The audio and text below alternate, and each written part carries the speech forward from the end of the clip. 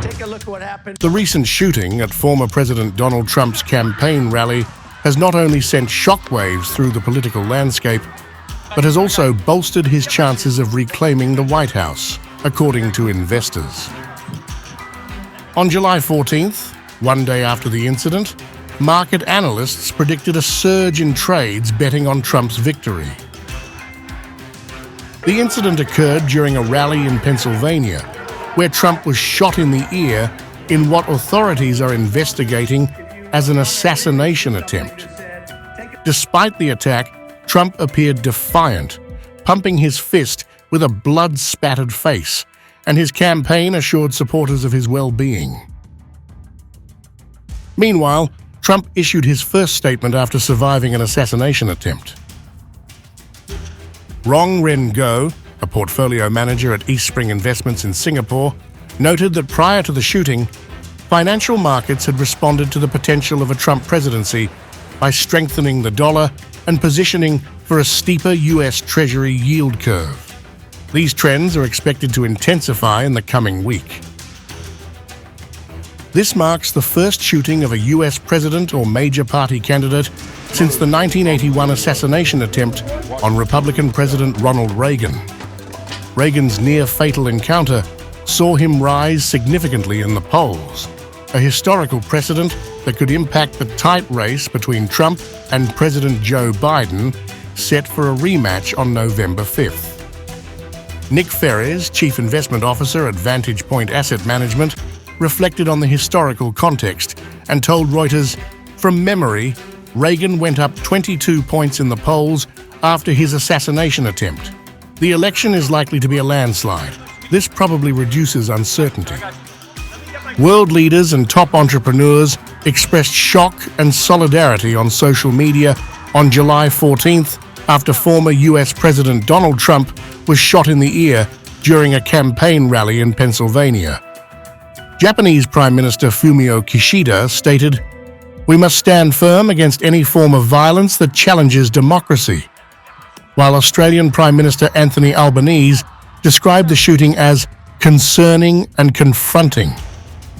"We must stand firm against any form of violence that challenges democracy. I pray for former President Trump's speedy recovery." Brazilian President Luiz Inácio Lula da Silva called the attack unacceptable, and Indian Prime Minister Narendra Modi, referring to Trump as a friend, wished him a speedy recovery. The attack against former President Donald Trump must be vehemently repudiated by all defenders of democracy and dialogue in politics. What we saw today is unacceptable. Deeply concerned by the attack on my friend, former President Donald Trump, strongly condemn the incident. Violence has no place in politics and democracies. Wish him speedy recovery. Our thoughts and prayers are with the family of the deceased, those injured, and the American people. Hungary's PM, Viktor Orban, and Canadian PM Justin Trudeau also took to their official X handles to denounce the shooting incident at Trump's rally. My thoughts and prayers are with President at real Donald Trump in these dark hours. I'm sickened by the shooting at former President Trump. It cannot be overstated. Political violence is never acceptable. My thoughts are with former President Trump, those at the event, and all Americans. Australia's Prime Minister Anthony Albanese has described July 13th's apparent assassination attempt on former US President Donald Trump as an attack on their nation's shared values. Along with all Australians, I was shocked by the terrible scenes at former President Trump's campaign event in Pennsylvania. I'm relieved by the news that the former president is safe and doing fine, and I wish him and his family well. I applaud the swift work of US security agencies.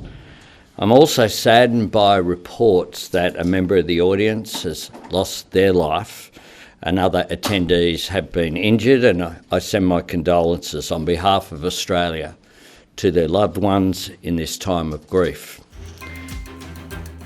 Business leaders, including Apple CEO Tim Cook and Microsoft CEO Satya Nadella and Telsa CEO Elon Musk, also condemned the violence. I pray for President Trump's rapid recovery. My thoughts are with him, the other victims, and the Trump family. I strongly condemn this violence. There is simply no place for any type of violence in our society. Sending my best wishes to President Trump for a speedy recovery and to all those impacted by today's horrific event. Extreme incompetence, or it was deliberate. Either way, the SS leadership must resign. Trump, 78, had just begun his speech on July 13th, when shots rang out. He grasped his right ear with his hand, examined his blood-stained palm, and then fell to his knees behind the podium before Secret Service agents quickly surrounded and shielded him. The shooter was killed, one rally attendee lost their life, and 2 other spectators were injured, according to a Secret Service statement. The incident is being investigated as an assassination attempt.